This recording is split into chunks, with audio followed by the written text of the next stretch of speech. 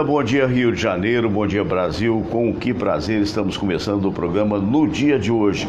Muito obrigado a você pela audiência, né? Olha, quero mandar um grande abraço a todos que estão conversando com a gente. Já estamos vendo ali, olha, a Samira nesse momento conversando lá com o Dr. Munhoz. Nós estamos vendo ali o Dr. Silvio Provenzano, presidente do CREMERGE, e estamos vendo ali também o nosso querido Eros Mário Cordeiro. Alô, Eros, bom dia! Bom dia, Fernando. Tudo bem com o amigo? Tudo ótimo. Doutor Silvio Provenzano, bom dia. Quanto tempo? Bom dia, Fernando. Mas já passou. Ausente na sexta-feira. É verdade, é natural, nem houve o programa, né?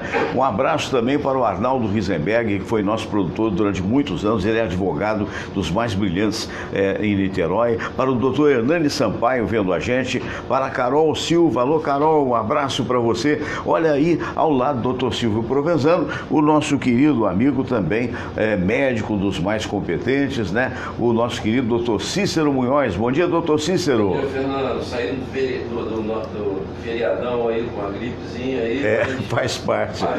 Eu acho que eu passei essa gripe pro senhor por telefone, porque há uma semana atrás estava bravo, né? A mim pegou rinite, sinusite. Somos vacinados. E é preciso esclarecer isso, né? Que a vacina é muito importante, porque quando potencializa a gripe, ela, na verdade, ela vem menos, né? Evita as complicações, né? Evita as complicações. Perfeito. Tem muito papo hoje para falar, inclusive algumas mudanças aí na história da telemedicina. Queria saber, doutor Silvio, há quantas anda isso, né? E a Daniela Silva está mandando um abraço para a gente. O Gelcio Cunha, Gelcio que esteve aqui ontem, né? O Gelcio, o jornalista Fábio Antônio perguntou, mas cadê o doutor Munhoz? É que na sexta-feira eu não fiz o programa, então eu pedi se o doutor Munhoz podia vir na quinta-feira, ele veio gentilmente. Aí os dois ficaram meio que órfãos da sua presença. Sinal de talento, né? Pois é, meus amigos, então a gente, sem mais delongas, que o debate hoje promete, a gente vai começar logo com aquele momento de prece, não é? Que é tradicional do nosso programa, e depois a gente vai lá para a nossa sala de visitas. Hoje tem muito assunto. Alô, Daniela Silva, bom dia. Alô para a Aline Raibolt, que está no Brasil, foi minha produtora e hoje mora em Oslo, na Noruega. Deus, nosso Pai, que sois todo poder e bondade, dai a força àqueles que passam pela aprovação. Dai a luz àquele que procura a verdade. Põe no coração do homem a compaixão e a caridade. Deus, dai ao viajor a estrela guia, ao aflito a consolação, ao doente o repouso. Pai, dai ao culpado o arrependimento, ao espírito a verdade, à criança o guia, ao órfão o pai. Senhor, que vossa bondade se estenda sobre tudo que criastes. Piedade, Senhor, para aqueles que não vos conhecem. Esperança para aqueles que sofrem. Que a vossa bondade permita aos Espíritos Consoladores derramarem por toda parte a paz, a esperança e a fé. Deus, um raio, uma faísca do vosso amor pode iluminar a terra. Deixai-nos beber nas fontes dessa bondade fecunda e infinita, e todas as lágrimas secarão, todas as dores se acalmarão. Um só coração, um só pensamento subirá até vós, como um grito de reconhecimento e de amor. Como Moisés sobre a montanha, nós vos esperamos com os braços abertos, ó bondade, ó beleza, ó perfeição. E queremos de alguma forma alcançar a vossa misericórdia. Deus, dai-nos a força de ajudar o progresso a fim de subirmos até vós. Dai-nos a caridade pura, dai-nos a fé e a razão, dai-nos a simplicidade que fará de nossas almas o espelho onde há de se refletir a vossa santa imagem.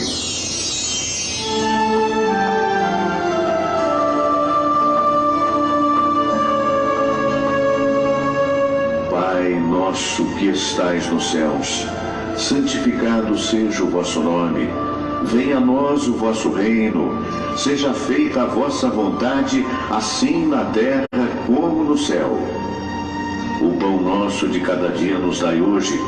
Perdoai, Senhor, as nossas ofensas, assim como nós perdoamos aqueles que nos ofenderam.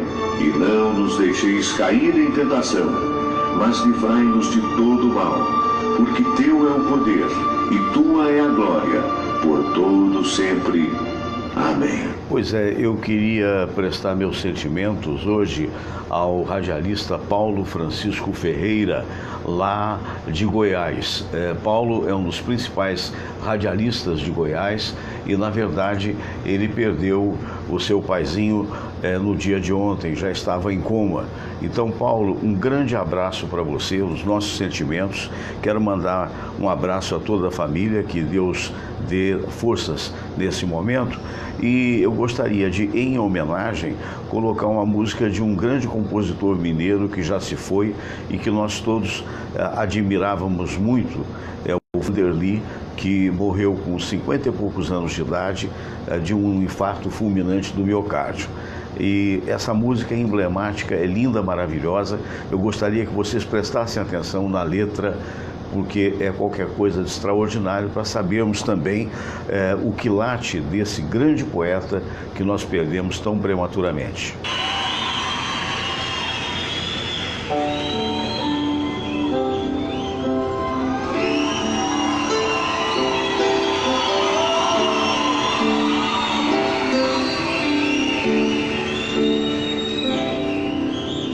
Sabe o que eu queria agora, meu bem?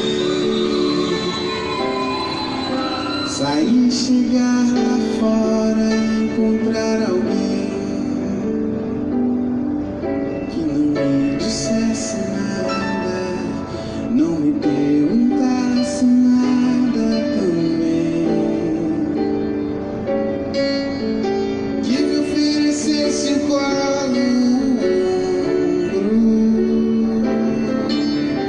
onde eu desaguasse todo desengano.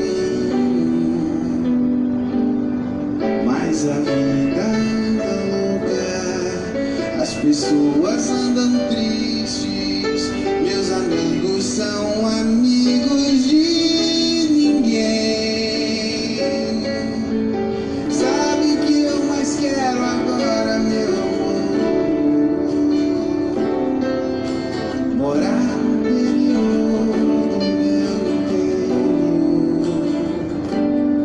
pra entender por que se agridem, se empurram pro abismo, se debatem, se combatem sem saber. Meu amor, deixe eu chorar até cansar, me leve pra qualquer lugar aonde Deus possa me ouvir.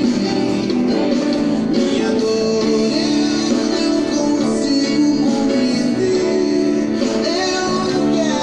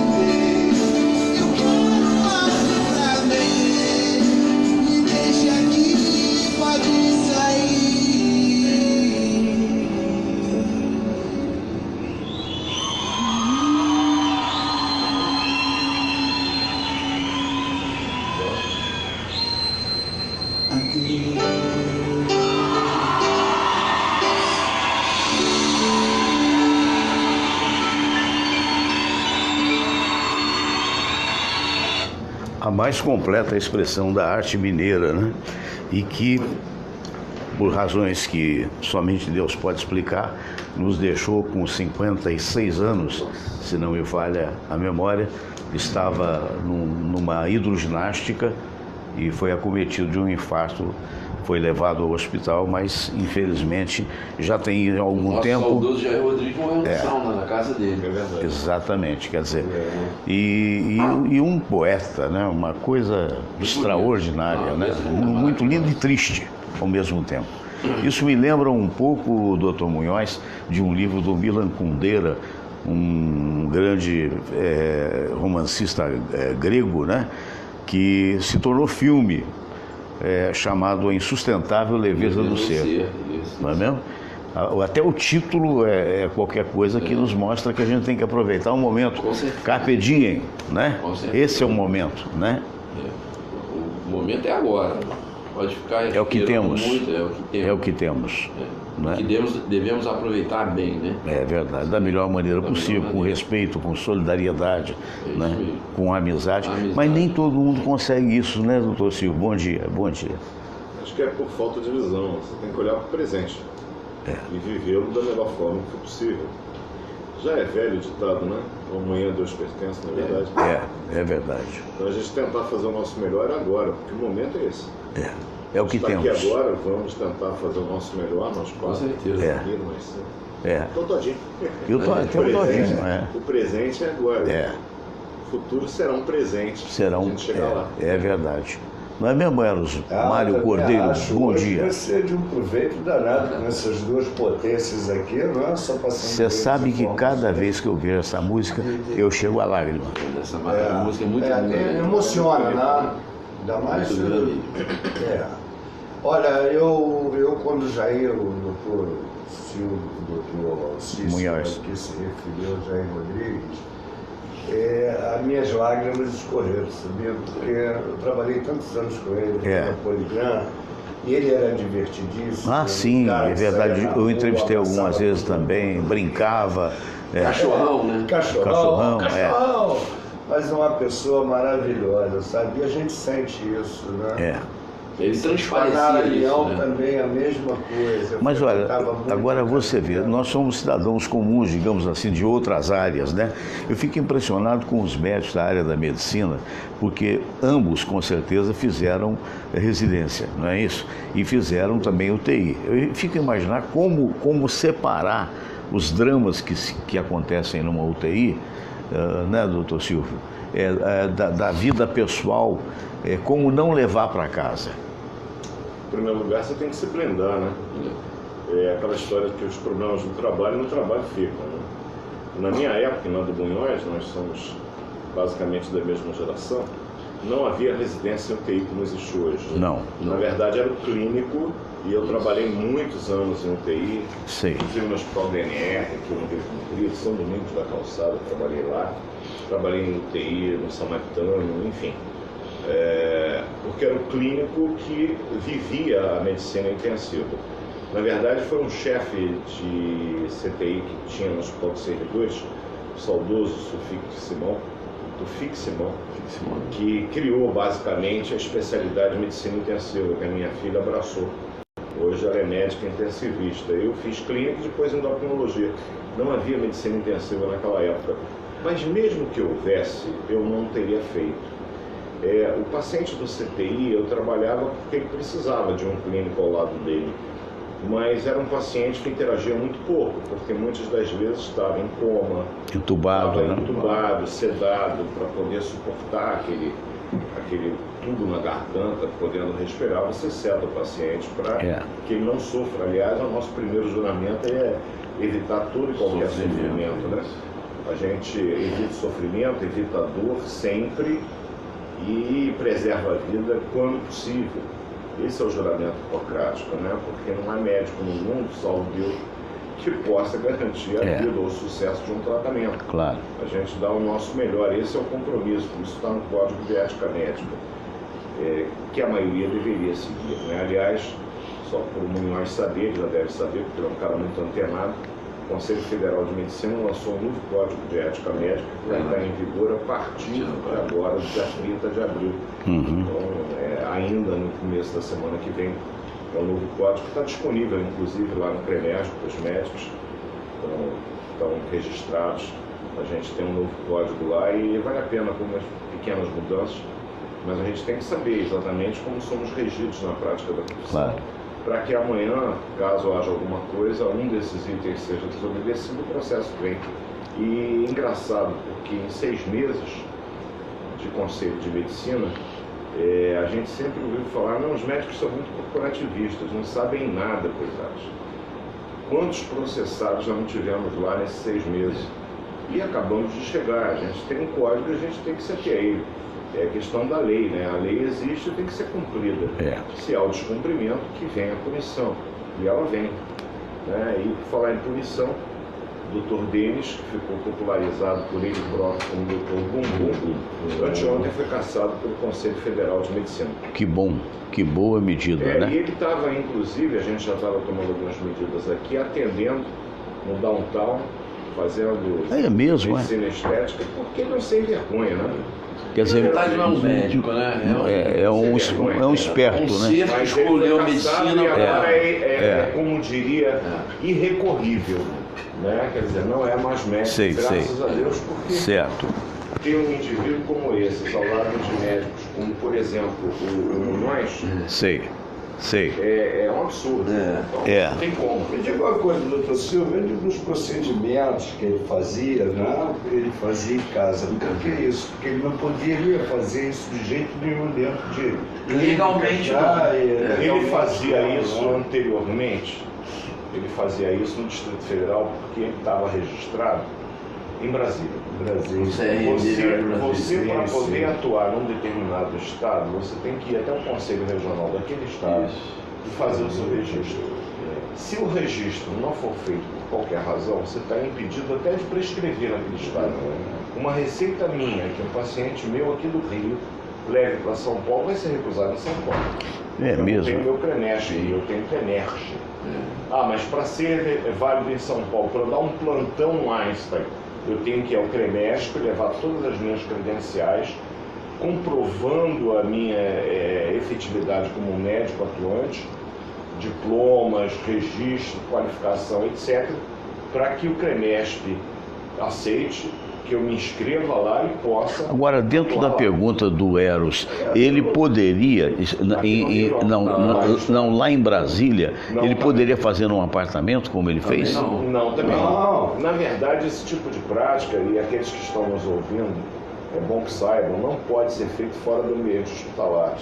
Porque por mais que aparentemente seja um procedimento de natureza estética, complicações, como a gente acabou de, infelizmente, ver com aquela jovem lá do Mato Grosso, elas podem ocorrer. E uma complicação que ocorra dentro do âmbito hospitalar, o socorro imediato, com todos os recursos que lá estão disponíveis. Nós sabe disso, tem UTI, é um procedimento simples no amparo. Se algum problema, imediato, tem todo o apoio. E não é só o médico especializado, que não é o caso desse indivíduo, que não tinha especialização nisso. Ele falou um monte de bobagens com relação ao atendimento que foi feito lá na clínica, salvo erro, foi Barra d'Or. Ele falou um monte de bobagem com relação aos médicos da emergência, quer dizer, além de incompetente, mau caráter, ainda criticou o colega que tentou atender aquela que ele assassinou. A tentativa pode ter tido dolo, como fala, que ele não tinha intenção de matar, claro que não. Ela estava pagando por um procedimento, mas ele foi absolutamente incompetente. E continuou, ele criou, inclusive, uma associação de vítimas de erros hospitalares. Você vê a que ponto chegou esse meliante. Incompetência.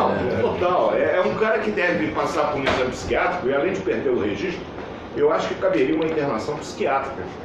Porque, não sei, olha, eu não gosto nem de falar o nome dele, para não dar crédito ao indivíduo. E ele estava atuando.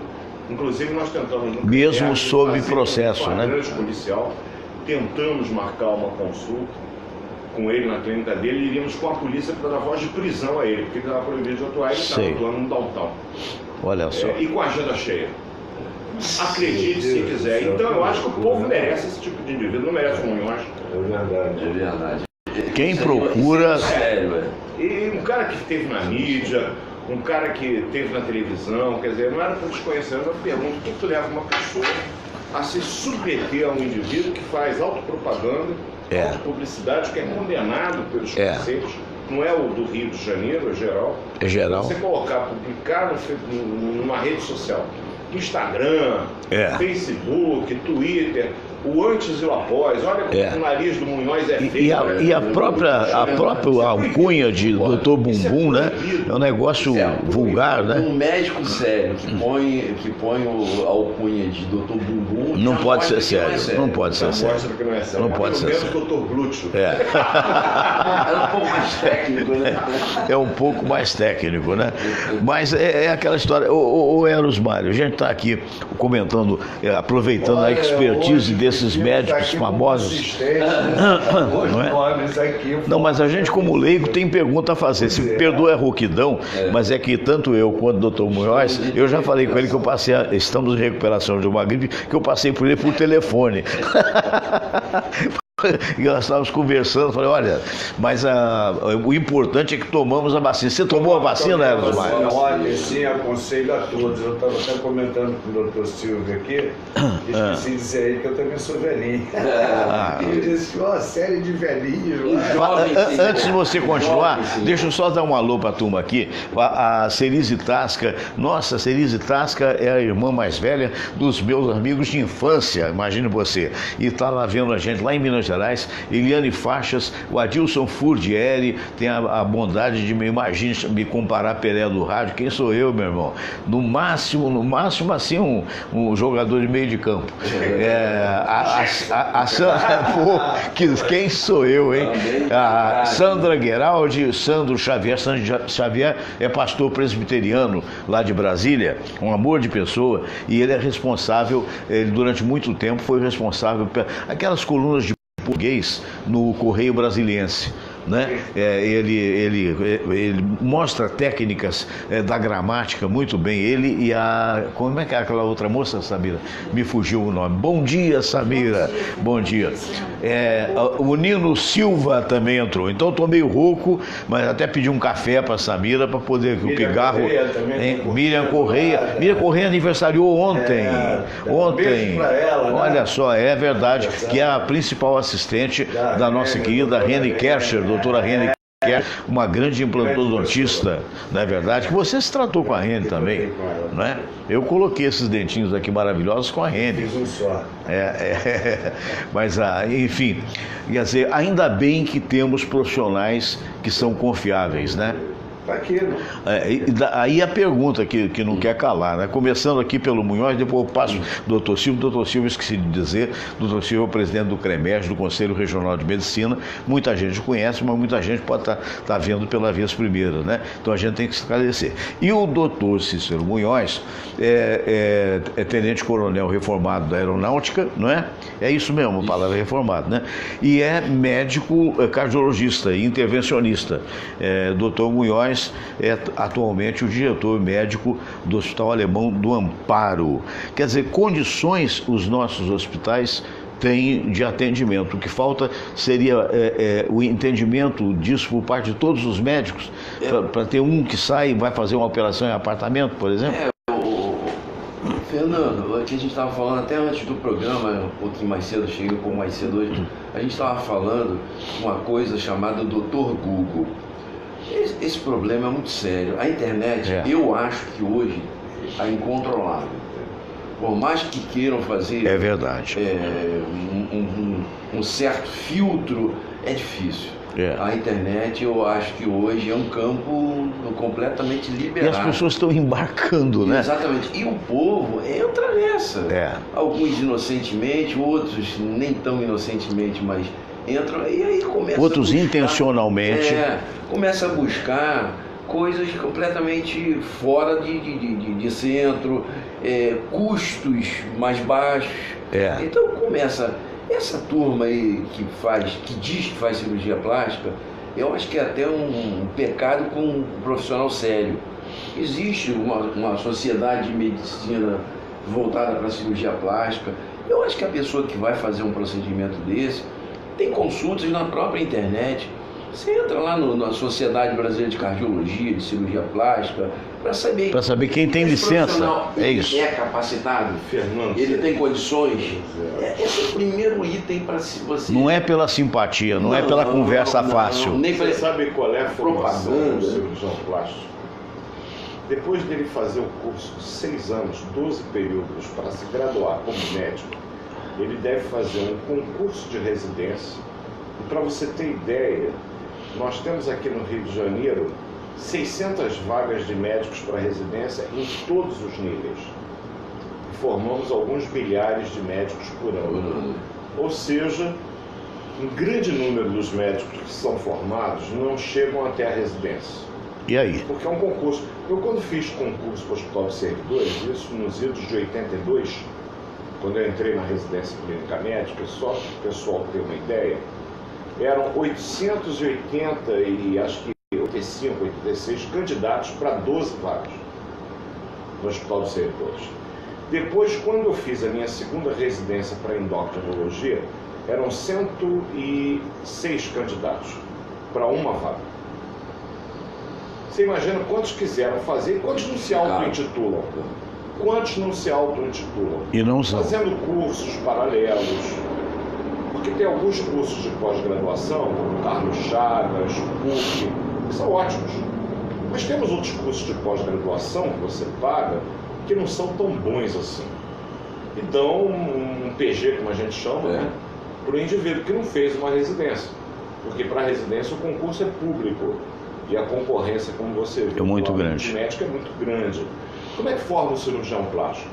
6 anos, mais 2 de cirurgia geral, ou seja, ele tem que ser aprovado em cirurgia geral.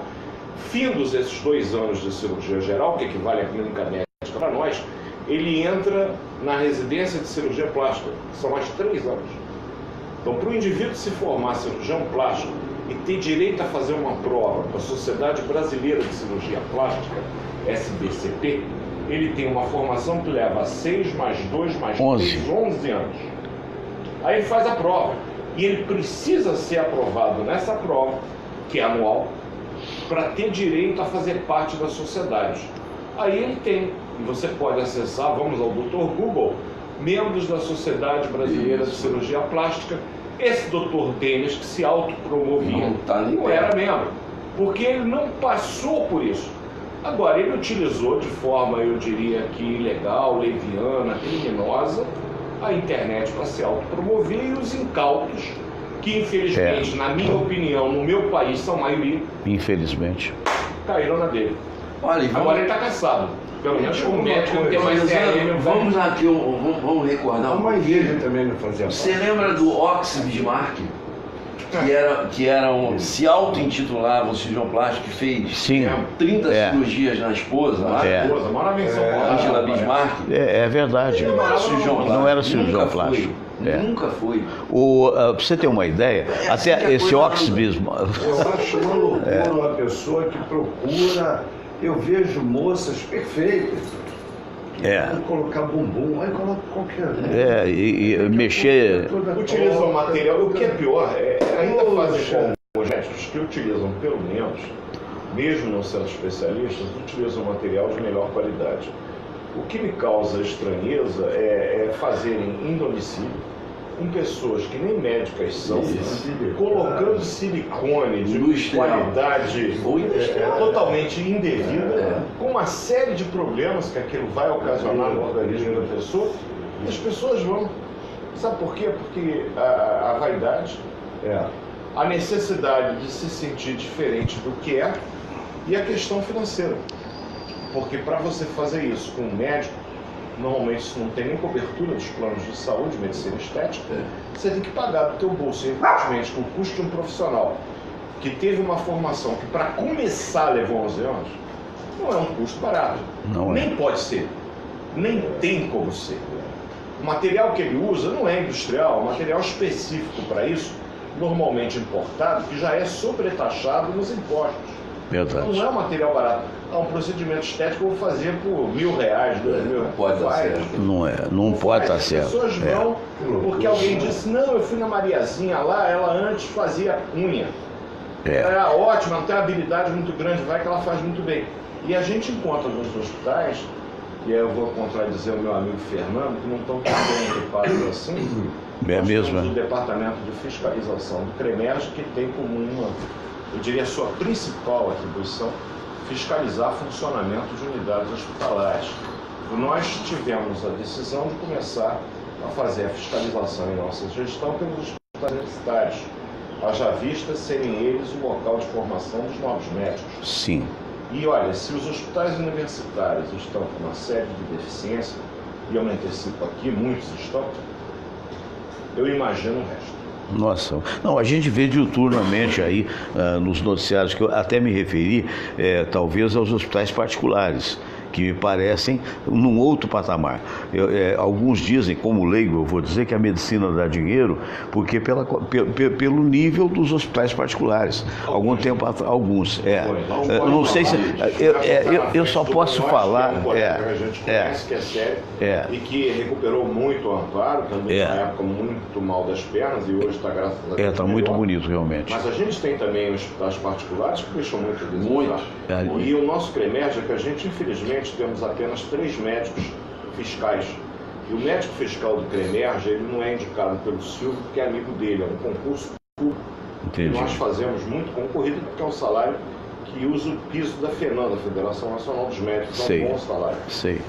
Então há um concurso muito grande, são médicos bons que vão para lá.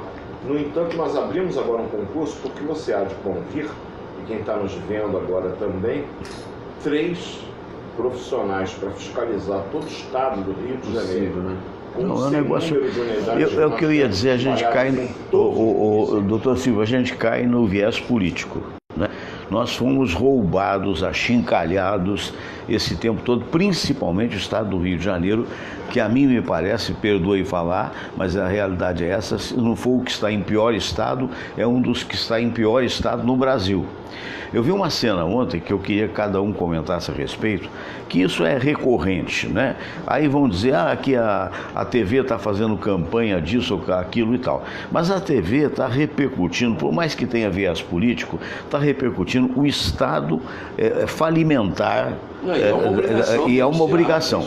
Ontem eu ouvi um dos muitos, quantas vezes você ouviu, eu até pensei assim, puxa, tem que transformar o noticiário nas coisas negativas, né? Infelizmente, porque é uma atrás da outra.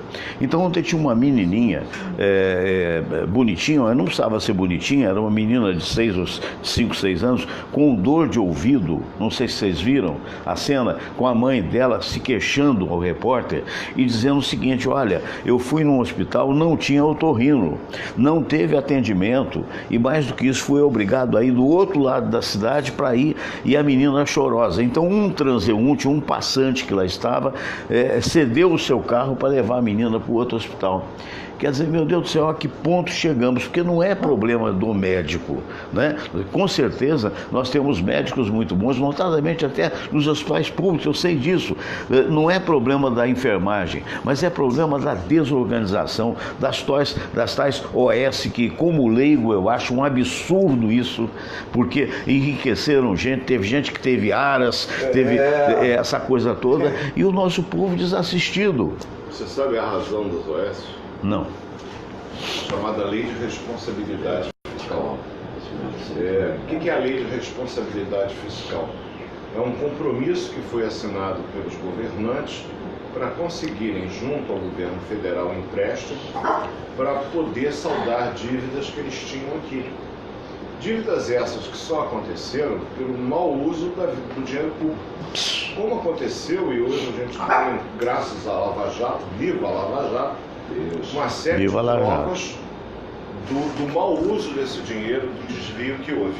O dinheiro faltou, funcionalismo sem receber, pressão de todos os lados da sociedade.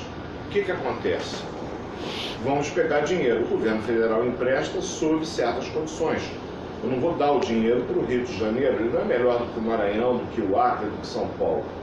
Ele é um estado que a União vê como qualquer outro, ela tem que ter uma garantia de que vai receber. Daí foi criada a Lei de Responsabilidade Fiscal, que amordaça o governo em termos de gastos. Então hoje, por exemplo, Silvio, vamos concorrer a prefeito da cidade do Rio de Janeiro. a governador do Rio de Janeiro, mas nem morto. Por quê? Porque eu não vou ter os recursos necessários para fazer aquilo que eu julgo que é certo. Um concurso público para contratar médicos. O critério vai ser a meritocracia, os melhores competências. Eu não posso fazer um concurso, como recentemente eu vi, e foi feito não aqui no Rio, mas em Brasília, onde um procurador do Estado ganhando 24.800 como salário inicial e o professor de cirurgia da Faculdade Nacional de Brasília, da UNB, Universidade Nacional de Brasília, para ganhar 2.600. Vergonhoso, né? É uma vergonha. Que tipo de cirurgião vai ser formado por um professor que se sujeita a ganhar 2.600? Esse é o Brasil. Aí, de repente, eu vejo que no governo da senhora Dilma, principalmente no dela, foram criados um sem número de escolas médicas e eu estou rigorosamente convencido, o MEC que me perdoe, a maioria dessas faculdades sem nenhuma condição, porque nem hospital tem para poder formar esses médicos. Fazem convênios com hospitais que hoje estão mal das pernas. E eu me pergunto que tipo de profissional vai sair dessas faculdades. Eu me formei na FRJ, encho a boca para falar isso. E era um nada quando saí de lá em 81. Se eu não tivesse passado nesse concurso dificílimo para ir para o hospital, na época dos servidores do Estado, que era IPASE, que era o hospital que atendia referência da República, e que tinha na época a residência que tinha maior credibilidade, até porque foi a primeira da América Latina. Residência clínica médica nos servidores era um cartão de visitas para aquele profissional que saía de lá, era recebido em qualquer lugar com tapete vermelho. Aqui lá fora, residente dos servidores, por quê? Porque viu 800 e tanto para 12 vagas. Há um diferencial nesse profissional, alguma coisa de especial ele deve ter. E lá era duro, na época a gente não podia casar, acredita nisso? É mesmo? Porque morávamos no hospital. Eu morei no hospital. Morávamos, residente vem daí. Residia no hospital. Para a gente viver 24 horas por dia. E vivia mesmo.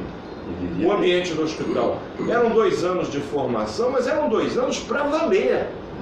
Hoje a gente tem uma bolsa de residência, o residente tem um horário que ele cumpre. Não precisa viver no hospital. Eu vejo, e eu saí do hospital de servidores, tive que me licenciar, impondo uma série de condições, porque o mundo mudou. Temos que acompanhar as mudanças do mundo. E eu tenho todo o direito de me perguntar, será que mudamos para melhor? Eu, quando estou no meu consultório, chega uma pessoa com uma série de diagnósticos feitos pelo Dr. Google e questiona o que você sabe. Mas o senhor leu isso, o senhor leu aquilo? Eu falei, não, minha senhora, eu estou aqui. A vontade de sair correndo, né? Não sei porque a senhora está aqui. Meu Deus do céu. O público ficou tão ruim que esse hospital que o doutor Luizano está falando. É uma dificuldade. Já atendeu os presidentes da República. Eu não tenho coragem na época militar. Eram atendidos lá. Eu me lembro disso. Eu estava no os servidores atendiam. Referência nacional em qualidade de saúde. Os presidente Figueiredo era ser atendido lá. Sim, eu era residente quando Figueiredo lá se internou. Isso. O hospital foi invadido, parecia um hospital militar. Isso foi pelos idos de 83, 84? Por aí. Era a época que eu estava na residência lá, terminando a residência em clínica, começando em endócrino, 83, 84. O nosso doutor Cício atendeu o Figueiredo, né? Em Fortaleza. Em Fortaleza. Toda vez que ele viajava, todos. Na época qual a patente que você tinha? Eu era capitão. Capitão ele da aeronáutica. Ele fazia uma escala, o avião, que era uma outra coisa, naquela época não existia avião presidencial. Eram 2 aviões da Varig que faziam essa era fretado, né? Então ele saía de Brasília, fazia uma escala em Fortaleza e depois ia para Europa. Abastecia, exatamente. Então nesse trajeto eu que fazia a recepção. Quem operou Figueiredo foi o Lupe, lá em Cleveland. Que tinha uma cara fechada, mas tinha um bom humor excepcional. Eu fui muito amigo do Américo Mourão, doutor Américo Mourão, foi um dos donos do Pronto-Pó, que na época era médico do gás, ele era coronel do Exército. Isso. Onde contava cada cara. Passagens, né? São 2 impressões que passavam no Figueiredo que eram diametralmente opostas. Que ele era mal-humorado, mentira, extremamente bem-humorado, engraçado, contador de piada, ele é um cara espetacular, entendeu? E o outro que ele era ele tinha uma inteligência limitada, extremamente inteligente, foi primeiro de turma em todos os cursos que ele fez no Exército. Então, você vê como é que as pessoas tentam passar uma imagem, né? Agora chama-se fake news, né? Naquela época não tinha... Hoje é mais... Para chegar general de 4 estrelas, tem que ter um conhecimento. Claro, para chegar lá, né? Mas eles carregavam a peça do SNI. O SNI na época, para quem não sabe, era o Serviço Nacional de Informação, era aquele que perseguia os que tinham um pensamento diferente. Na verdade, essa história aí que o pessoal até tenta rememorar, que eu acho uma bobagem. Tem que esquecer, né? Pai na virada. Ele tá falando, vamos olhar para frente, né? O que passou, passou. Eu acho que a gente tem que olhar agora pro lado, porque o que tem ao nosso lado está tão caótico que se a gente não botar... Não precisa muito. Hoje, às 4 horas da tarde, os moradores de Vila Isabel vão sair em passeata pedindo segurança. Quer dizer, é um negócio absurdo. Você viu? Gente, ela virou salamina. Nós temos aqui, ó, eu queria só dizer, nós temos aqui a Laura Maria Afonso de Souza Pereira vendo a gente, o Fernando Pereira, Dilcila Tavares, Flávio Costa, Vinícius Pisque Costa e o doutor Henrique Valadão, que é procurador da República. O Henrique, um abraço, e radialista também. Ocorre o seguinte, gente, para quem não sabe, para quem está fora do Rio de Janeiro, como o Jorge Trigo lá em Lisboa, não é, que adora o Brasil, e a gente até se desencontrou quando estive lá, mas vamos nos encontrar se Deus quiser, e é uma figura intelectual lá.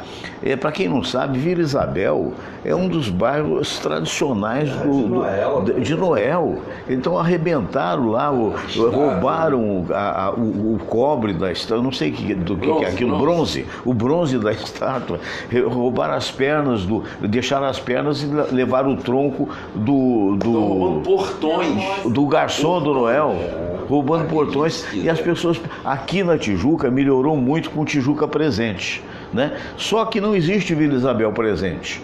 O que é isso? São geralmente 3 guardas, soldados, né, PMs, que ficam tomando conta de vários pontos. Então caiu tremendamente a criminalidade na Tijuca. A gente vê aí realmente isso acontecer. Agora tem que haver também nos outros bairros, como existe no centro, como existe na Zona Sul. O Flamengo é excelente, comandado pelo Major Pérez, o trabalho deles é maravilhoso. Porque é um outro problema que a gente perde qualificação. Por exemplo, eu não posso me citar como qualificação, mas eu tenho aqui os amigos que são absolutamente qualificados. Pessoas produtivas, pessoas honestas, pessoas que trabalham sério e que, infelizmente, eventualmente, podem ter o dissabor de um assalto, para não dizer outra coisa.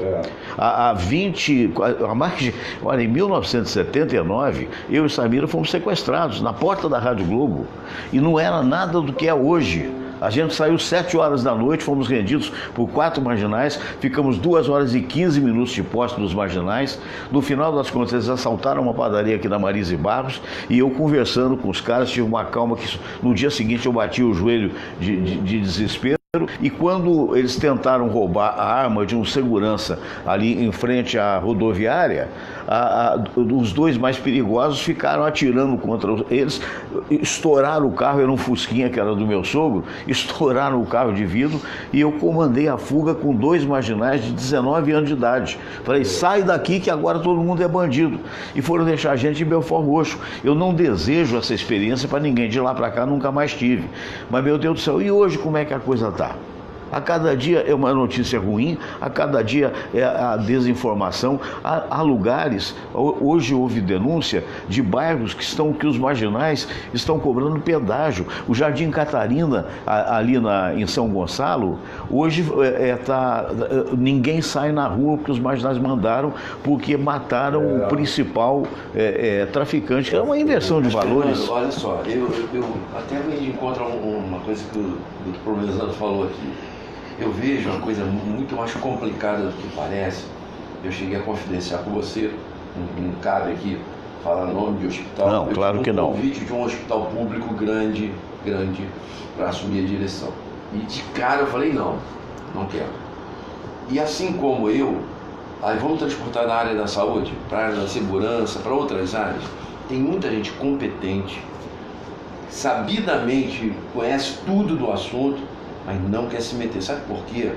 Porque, como o doutor Floriano falou, você vai para um lugar desse. Você não tem condição. Você não te dão as condições mínimas para você organizar o que está totalmente destruído. Não te dão verba, não te dão as coisas. Você vai queimar o seu nome ainda. Porque você vai para lá, vai ficar 6 meses, um ano. Um ano no máximo, como aliás um amigo. Perdeu 3 jogos e o cara vai embora. Então você vai sair dali derrotado, porque você não conseguiu fazer nada. Então, mal falado. Com o teu, vamos dizer, psique abalado de que o que eu vim fazer aqui? Qual foi a minha contribuição? Então você psicologicamente fica bloqueado. Isso que eu vejo no Brasil hoje, uma dificuldade enorme de achar as pessoas que possam fazer e que essas pessoas que detalhe, possam fazer só tenham condições de fazer. Para complemento, eu vi a opinião do doutor Silvio. O doutor Silvio ontem, às 3 da tarde, assaltaram o Banco do Brasil de Vila Isabel. Pois é. Então é aquilo que a gente está falando da segurança. E roubaram um velhinho, o cordão do velhinho. Vou dar até um beijo para Ana Lúcia Palmieri, que está entrando. Ana Lúcia, abraço, querida. Querida amiga. Olha só, Fernando, a gente estava falando sobre a área de saúde, né? Da má prática médica e de pessoas que vão atrás desses incautos que se autopromovem. Mudamos o viés para a questão dos governos, que não têm, inclusive, condições de usar ferramentas para melhorar isso aí, que seria concurso público. Acabam fazendo acordos com organizações sociais, que, na verdade, por princípio, por regimento, não visam lucro, e aí eu me permito dar uma gargalhada, e contratam profissionais que a gente não sabe exatamente quais os critérios que foram empregados para que essas contratações fossem feitas. E são absurdos. Eu tive pessoalmente o dissabor de ver um aspas colega rasgar um relatório que o presidente do conselho dele fez, encaminhando um paciente para o SER José Albano de Nova Monteiro, que ele nem deve saber quem foi, mas que eu fui clínico dele quando chefe de ortopedia do Miguel Couto anos atrás. Eu fiz um relatório com um diagnóstico e tudo, não atendeu o paciente corretamente, o paciente acabou indo para casa, era uma pessoa conhecida minha, que eu havia encaminhado, que não tinha plano de saúde, eu tinha atendido ele porque ele precisava no meu consultório. Acabei que eu consegui um encaminhamento via servidores, foi operado, foi para o CTI e foi salvo. Menino de 20 anos de idade. Meu Deus. Namorado da filha de uma cliente minha. E o cara rasgou, o que esse imbecil acha? Que imbecil é o presidente do conselho dele. Esse é o tipo, Munhoz, de profissional que são contratados por essas ditas OS. Exatamente, é isso mesmo. São esses profissionais que vão atender a você que está me ouvindo no serviço público. Então, por que o governo não faz diferente? Primeiro, ele não pode contratar porque ele tem um limite do que ele pode gastar. E se ele ultrapassar esse limite, ele é punido. Então ele não vai ultrapassar aquilo que a lei da responsabilidade fiscal, que só foi usada porque roubaram o nosso dinheiro. Falam do Cabral, isso vem de antes. Não, e outra coisa, ele contrata, o dinheiro vai para a UES e volta para ele, debaixo dos panos. Talvez de todos que lá passaram tenha sido mais abusado. Mas isso aí vem de longe. Isso vem de longe. Vem mesmo. Vem de longe. Ele apenas foi... Deu sequência. Eu diria que ele abusou do direito de roubar. Ele foi ganancioso demais. Ele não roubou como outros talvez tenham roubado com uma certa discrição. Ele foi abusado, porque quem conhece Sérgio Cabral sabe que ele é moleque. Abusado. É no olhar dele que você vê a pessoa, no teu olhar do caso conhece. É verdade. É isso aí. Quem já teve a oportunidade, infelizmente eu tive, de olhar no olho, fala, pô, esse cara é governador do meu estado, não passa de um moleque. Ele não segura o olhar com você. É verdade. Quando você não olha no olho... Ele não olha dentro da alma do outro. Olha, sério. Porque quando ele se olha no espelho, se houver um mínimo de dignidade no caráter dele, coisa que não tem, e agora está fazendo uma série de armações para tentar modificar, graças aos grandes advogados, que o dinheiro roubado dele pode contratar. Pode contratar. E eu me pergunto para a OAB, mas todo mundo tem direito a ter um advogado, mas usando o dinheiro roubado do povo que matou tanta gente? Senhora OAB, me responda. Tem direito.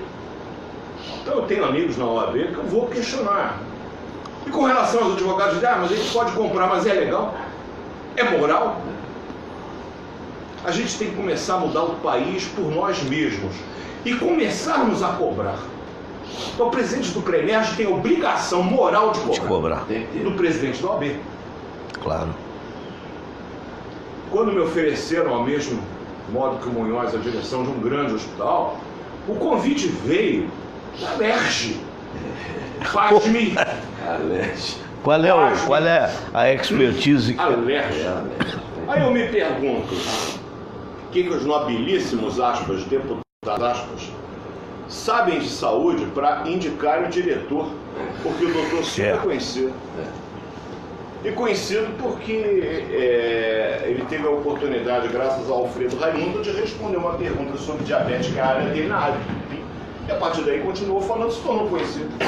Foi aí que o Fernando me conheceu, que a gente teve a oportunidade de se conhecer pessoalmente. Exatamente.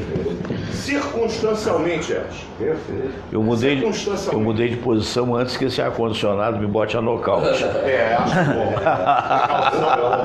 Mas a gente tem essa tal de responsabilidade fiscal que impede os governos de fazerem concursos públicos, impedem os governos. Por que não tem otorrino lá? Porque a R$2.600, meu caro. Quem é que vai? Você paga 6 mil, 7 mil por um curso, não é por mês? Está 8 mil. Está 8 mil? Você vai ganhar 2.600? A conta não fecha. A conta não fecha. A conta não fecha. Uma família paga para formar um médico nessas, aspas, escolas de medicina, algo que varia de 6.500 a 8.000 reais por mês. Para ele fazer um concurso que não pode ser feito porque existe limite de gasto do governo, para ganhar 2.800. Você acha que o cara vai trabalhar lá? Não. A conta não fecha da mesma maneira. Matemática é igual aquela história dos médicos cubanos que vieram para cá porque nós não tínhamos médicos ou porque os nossos médicos se recusavam a ir para os rincões distantes. E na verdade, muitos se recusam, como nós recusamos a direção de grandes hospitais, porque as condições que nós teríamos lá para dirigir o hospital, que esses colegas têm para atuar nos rincões distantes, não são dignas. O cara vai lá simplesmente fingir que tem um médico. Eu não tenho condição de fazer um exame de laboratório, um hemograma. Eu não tenho condição de bater uma chapa do pulmão, e não se fala de recursos extraordinários que só devem existir, aliás, nos grandes centros. A medicina hoje, ela requer complexos hospitalares, com exames de última geração. Mas para a medicina do dia a dia, aquele feijão com arroz, aquele tutuzinho, eu preciso do básico, do beabá. E nem esse beabá, em alguns lugares eu tenho. Aí o médico chega lá, seu estetoscópio, sua quadrilha de pressão, termômetro. Pô, quero fazer um hemograma no Eros, ele está cansado, pode estar com uma anemia. Não, aqui não faz hemograma. Mas, não, aqui não faz. Ah, mas ele está com uma tosse, eu preciso de um raio-x, quando estou pedindo tomografia, não. Precisa... Não, aqui eu parei de raio-x. Não tem, está quebrado. Pergunto, para que colocar um profissional lá? Aí fala em telemedicina, vou botar lá alguém que vai examinar, que vai conversar, não é médico. Outra coisa, voltando aos cubanos, em Cuba se formam cerca de 300 profissionais médicos por ano. E vão mandar 10 mil para cá. Ora bolas, eu para entrar na FRJ eu sabia somar e dividir e diminuir. São 33,3 gerações médicas. Como é que uma nação pode mandar 33,3 gerações de médicos para um outro país? Não eram médicos em sua maioria. Não, a maioria eram técnicos. Na verdade eram indivíduos que faziam em Cuba um curso com duração... O chamado paramédico, é isso? Não chegava nem a isso. O que na verdade existe na China, que é o médico de pés descalços. É um profissional de nível médio, com um conhecimento mais aperfeiçoado, para atender as coisas básicas.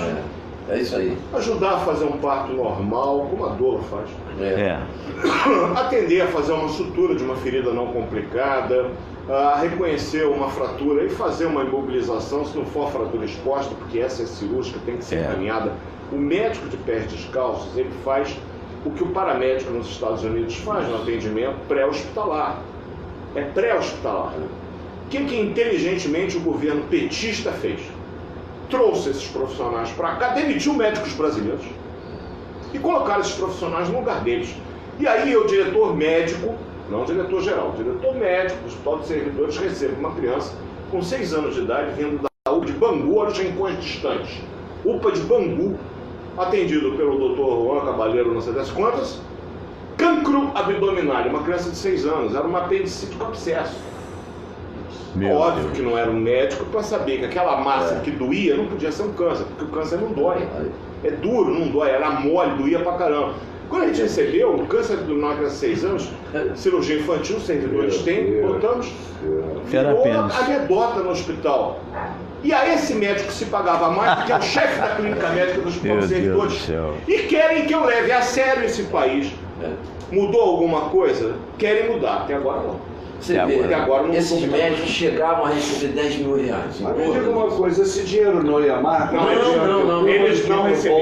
Eles não recebiam. Não. Justiça seja feita. Era dada via outra organização criminosa chamada Opa, que intermediou esse acordo para o governo de Havana, que retia a maior parte do dinheiro consigo, que prendia a família desses médicos lá e repassava cerca de 15 a 20%, 1.500, 2.000, para esse médico que estava sobrevivendo. Ou seja, o nosso governo endossava o trabalho escravo. E aqueles idiotas, que devem ser os mesmos que procuram os doutores bumbuns da vida, defendiam isso. Não, ainda tem gente que defende. Porque o médico, triste, o médico que ficava com R$1.500 e o restante era dividido. E há quem defenda, não, porque eles eram carinhosos. Eu tive minha querida Moranair, lá de Belfort Roxo, você citou há pouco, paciente minha do Hospital dos Servidores, que foi atendida por um desses médicos, ele falou: doutor Silvio, uma simpatia de médico, mas gentil demais. Eu cheguei, o senhor sabe esse meu problema das pernas, a senhora tem mais de 85 anos, a perna estava inchada, um peso nas pernas, eu não entendi patavina do que ele falou. Mas ele me passou esse remédio, eu posso tomar? Qual era o remédio? Flagyl. Isso me lembra, embora eu vá mudar o viés aqui um pouco, isso me lembra uma certa feita, quando teve um diretor desses que tinha vindo de outro lugar que não era do rádio, na Rádio Globo. Né? E na época o Zé Paz Palácio, o Paizinho, né? Era o chefe de operadores, não era nem chefe ainda, era operador, ou já era chefe, não me lembro bem. O fato é que houve um problema no ar, e no rádio daquela época, hoje é tudo computadorizado, mas na época você tinha o potencial de volume, né? Você virava para a direita, era o kill. Né? E o kill é para ouvir a voz do Eros, do Dr. Silvio, do nosso querido Dr. Cícero, né? Para ver se estava legal, não ia para o ar. Né? E uma das primeiras ações desse diretor, que eu vou entregar, foi o Librete, que não sabia nada de rádio. Então, numa das primeiras ações, deu um buraco, uma coisa qualquer, ele mandou chamar o Paizinho. Mandou chamar assim: escuta, mas como é que pode acontecer isso no programa do fulano de tal e tal? Aí o Paizinho: foi o programa do kill, porque quando você virava o kill, então demite o kill. Quer dizer, é o quem indicou, entendeu? Não. Isso tudo, essa história toda, isso na verdade foi um projeto que estava dando certo. Porque dizem que o PT e os partidos que o cercam tem uma quantia incalculável ainda de dinheiro. Onde está. De dinheiro? Devia ser mesmo. Mas eu acho. Estava dando certo pro bolso deles. Você pensa 10 mil reais, você tira 1.500, 2.000, sobra 8.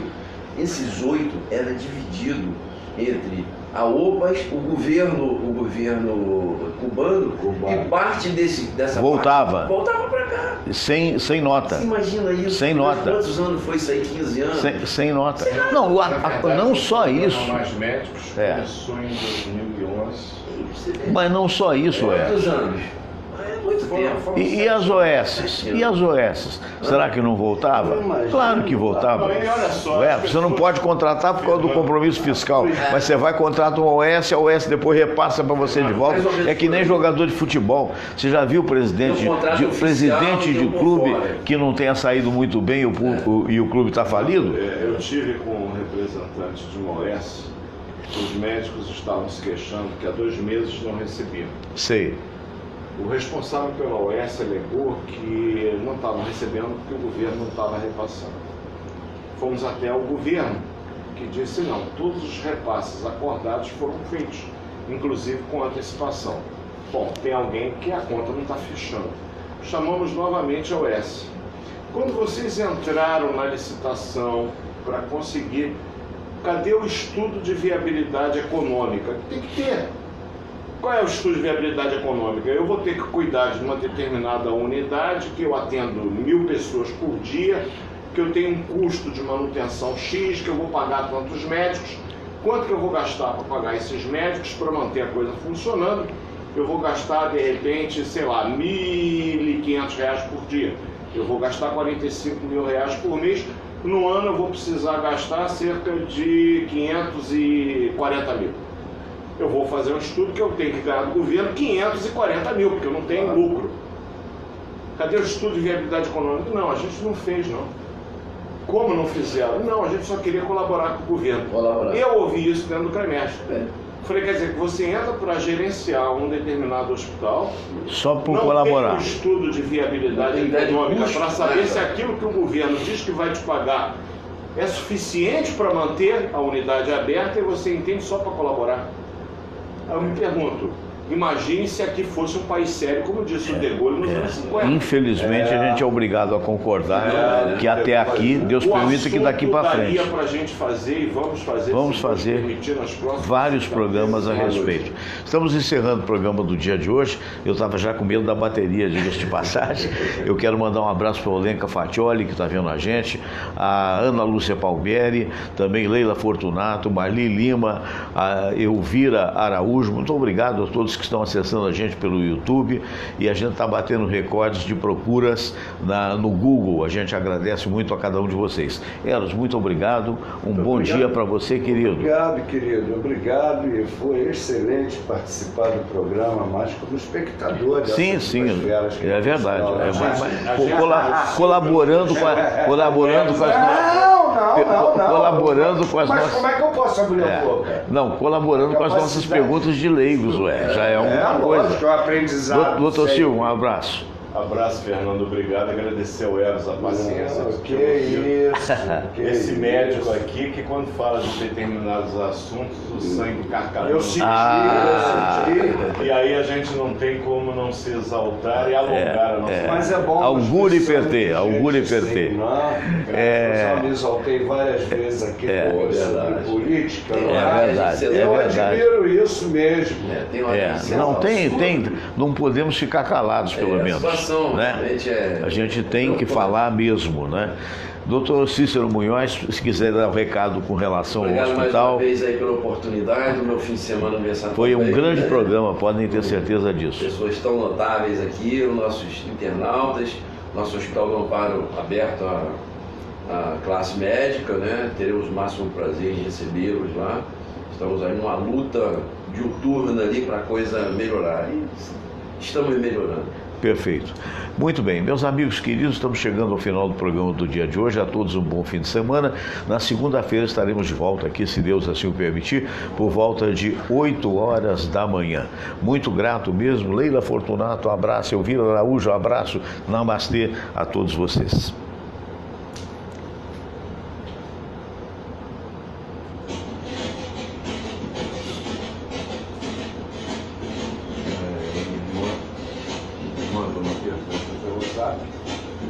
Sobre a minha mãe não veio.